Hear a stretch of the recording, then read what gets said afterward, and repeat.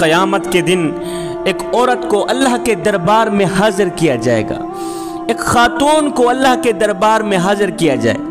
और ये औरत कौन होगी? ये बेनमाजी औरत होगी। इसको अल्लाह के हुजूर हाजिर किया जाएगा।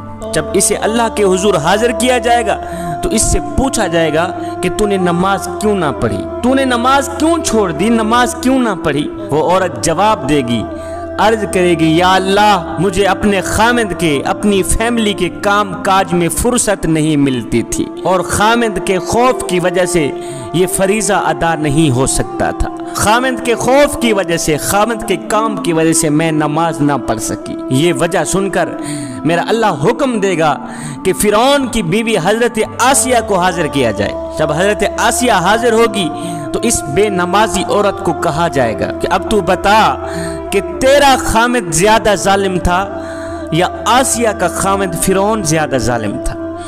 हाय हाय, मई बता, तेरा खामिद ज्यादा जालिम था या आसिया का खामिद ज्यादा जालिम था। अल्लाह ताला फरमाएगा, देखो आसिया एक जालिम शख्स की बीवी थी, एक जालिम बादशाह की बीवी थी, एक जालिम शख्स की बीवी थी, और कैसी इबादत गुजार थी, कैसी मुत्तकी परहेजगार थी, कैसी मेरी महबूबा थी। अगर किसी खामिद का जुल्म किसी को नमाज से रोकता तो सबसे पहले आसिया को रोकता, सबसे पहले आसिया नमाज छोड़ देती, सबसे पहले आसिया इबादत छोड़ देती। इसके बाद मेरा अल्लाह फरमाएगा, ए बेनमाजी औरत, खामिद का तेरा उज़र गलत है और खामिद का उज़र गलत है।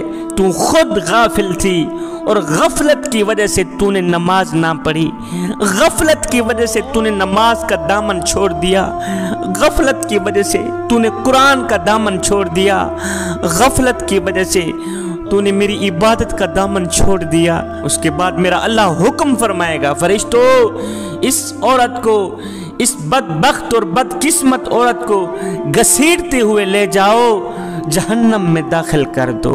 मेरी बहनों, मेरी माओ, अगर आखिरत की जिंदगी इज्जत से गुजारना चाहती हो, अगर आखिरत की जिंदगी एक मकाम से गुजारना चाहती हो, अगर आखिरत की ना खत्म होने वाली जिंदगी वकार से गुजारना चाहती हो, तो खुदारा नमाज का दामन कभी ना छोड़। बनी इसराइल की एक औरत हजरत सैयदना मूसा अलैहिस्सलातु वस्सलाम की खिदमत में हाजिर हुई, अर्ज गुजार हुई, ए अल्लाह के नबी, मुझसे एक गुनाह हो गया था, बाद में मैंने तौबा भी कर ली है, आप दुआ करें अल्लाह ताला मेरी तौबा कबूल फरमाए और मेरे गुनाह माफ़ फरमाए।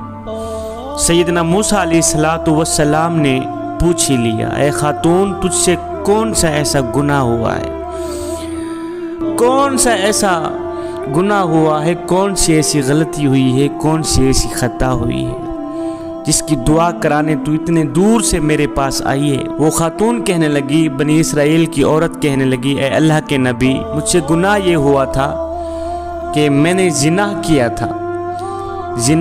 था और मैं हामिला हो गई थी। हामिला हुई, मुझसे एक बच्चा पैदा हुआ। अब बच्चा पैदा हुआ तो मैं अपने इस गुनाह को छुपाने की खातिर, अपनी इस गलती को छुपाने की खातिर, अपनी इस खता को छुपाने की खातिर मैंने उस बच्चे को ज़िबा कर दिया, मैंने उस बच्चे को कत्ल कर दिया और ज़िबा करके मैंने उसे मिट्टी के सुपुर्द कर दिया। यही मुझसे गुनाह हुआ है।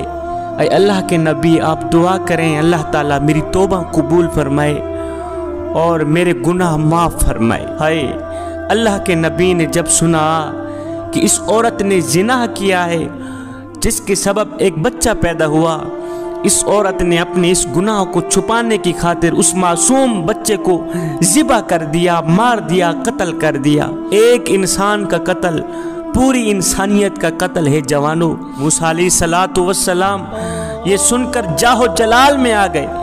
आपने फरमाया, बदबख्त औरत और गुनहगार औरत, यहाँ से निकल जा, यहाँ से दफे हो जा, तूने एक मासूम बच्चे की जान ले ली है, तो दफे हो जा, निकल जा यहाँ से, कहीं ऐसा ना हो आसमान से आग उतरे और तेरी नहूसत के सबब हम सबको जला के राख कर दे। जब उस औरत ने देखा अल्लाह के नबी जाहो जलाल में आ गए हैं, तो वो औरत टूटे दिल के साथ वहाँ से उठी, घर निकल गई। जब ये औरत टूटे दिल के साथ यहाँ से निकली तो उधर से हजरत सैयदना जिब्रील अलैहिस्सलाम हाजिर हुए, वही लेकर आए। ऐ अल्लाह के नबी, अल्लाह फरमा रहा है कि तूने एक तौबा करने वाली का दिल क्यों तोड़ा? ऐ मूसा, तूने तौबा करने वाली का दिल क्यों तोड़ा? ऐ मूसा, तूने तौबा करने वाली का दिल तोड़कर खाली हाथ वापस क्यों भेज दिया? क्या तूने भी उस औरत से ज्यादा बदतर गुनाह करने वाला कोई नहीं देखा? क्या तूने उस औरत से भी ज्यादा गुनाह करने वाला नहीं पाया आज तक? मूसा अलैहिस्सलातु वस्सलाम ने फरमाया, ए जिब्रील, क्या उस औरत से भी ज्यादा बदतर गुनाह करने वाला इस दुनिया में कोई रहता है? और क्या उस औरत से भी बदतर गुनाह करने वाला इस दुनिया में कोई और भी हो सकता है? ये सुनकर हजरत जिब्रील अलैहिस्सलाम ने अर्ज की, ऐ अल्लाह के नबी, जानबूझकर नमाज छोड़ने वाला, जानबूझकर नमाज छोड़ने वाला शख्स उस औरत से भी ज्यादा बदतर गुनाह करने वाला है। जो शख्स जानबूझकर नमाज छोड़ देता है, जवानों, वो नौजवान उस जानिया औरत से भी बदतर गुनाह करने वाला है। खुदारा इस गुनाह से बचें, नमाज का दामन हरगिज ना छोड़ें। अल्लाह ताला जब नाराज होता है रोटी बंद नहीं करता। जवानों, अल्लाह ताला जब नाराज होता है रिज़्क बंद नहीं करता।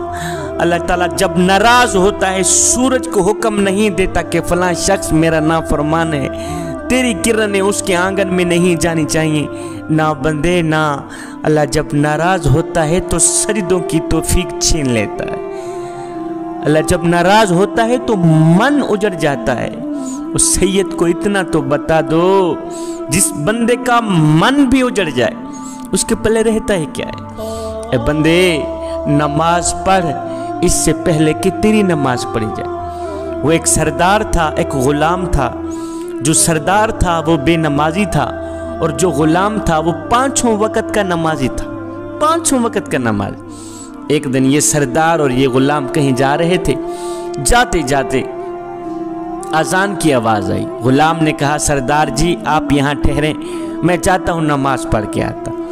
सरदार ने कहा, ठीक है, जाओ जल्दी वापस आना, हमने आगे सफ़र करना है, मैं यहाँ बैठता हूँ। ये गुलाम गया मस्जिद के अंदर। इसने मस्जिद की दहलीज पर कदम रखा, इसने वुज़ू किया, अल्लाह अकबर, मस्जिद के अंदर गया। इसने जमात के साथ नमाज पढ़ी। नमाज पढ़ने के बाद इस गुलाम ने क्या किया, कुरान उठाया, पढ़ने लग गए। हज़रत सैयदना अली मुर्तज़ा शेर खुदा का आज से 1400 साल पहले का वो जुमला मुझे आज तक नहीं भूला। आपने फरमाया, या बारी ताला, मैं तेरी इबादत तेरी जन्नत की लालच के लिए नहीं करता और ना ही तो जहन्नुम के खौफ से करता हूँ। मालिक, मैं तो तेरी इबादत बस इसलिए करता हूँ कि तू लायक ही इबादत के है, तू लायक ही बंदगी की। एक शख्स हज़रत सैयदना अली मुर्तज़ा शेर खुदा के पास आया, कहने लगा, या अली, मैंने आपके बारे में कुछ सुना है। कहा, जी क्या सुना है? कहा, जी मैंने सुना है कि तू अल्लाह से बातें करता है और अल्लाह तेरे से बातें करता है। आपने फरमाया, मियाँ तूने बिल्कुल ठीक सुना। कहा, वो कैसे? कहा, मियाँ जब मेरा दिल करता है कि मैं अपने रब से बात करूं तो मैं नमाज पढ़ने लग जाता हूं, और जब मेरा दिल करता है कि मेरा अल्लाह मुझसे बात करे तो मैं कुरान उठाता हूं, पढ़ने लग जाता। अब ये गुलाम मस्जिद के अंदर गया, नमाज पढ़ने के बाद इसने कुरान उठाया, पढ़ने लगा। अब बाहर बैठा सरदार इसके इंतज़ार में था। सारे नमाजी नमाज पढ़ के वापस चले गए, ये गुलाम मस्जिद के अंदर ही बैठा। जब वो सरदार बाहर बैठा थका तो आहिस्ता आहिस्ता उठा, जाऊं पता करूं कहाँ मर गया है गुलाम। ये सरदार उठा, ये आया मस्जिद की दहलीज पर, इसने कदम रखा। जहां मस्जिद के जूते पड़े हुए होते वहां आके रुक गया, अंदर ना गया, जूतों वाली जगह पे आके रुक गया। आवाजें देने लगा, और गुलाम कहाँ मर गया है? और सारे नमाजी नमाज पढ़ के वापस चले गए। तेरी अभी तक नमाज खत्म नहीं हो, और जल्दी बाहर आ, हमने आगे सफर करना, और जल्दी बाहर निकल, हमने आगे सफर करना है, और हमने आगे सफर करना है। जब इस सरदार ने बार बार गुलाम को आवाज दी तो गुलाम ने अंदर से कुरान मजीद बंद किया। गुलाम मस्जिद के अंदर बैठा, कहने लगा, सरदार जी मैं क्या करूं कि जो खुदा तुझे मस्जिद के अंदर नहीं आने देता वो खुदा मुझे मस्जिद से बाहर नहीं जाने देता। मैं क्या करूं, मैं मजबूर हूं। मेरा मालिक मुझे बाहर जाने भी नहीं देता। जो खुदा तुझे मस्जिद के अंदर नहीं आने देता, वो खुदा मुझे मस्जिद के बाहर नहीं जाने देता। ए बंदे, नमाज पढ़ इससे पहले कि तेरी नमाज पढ़ी जाए।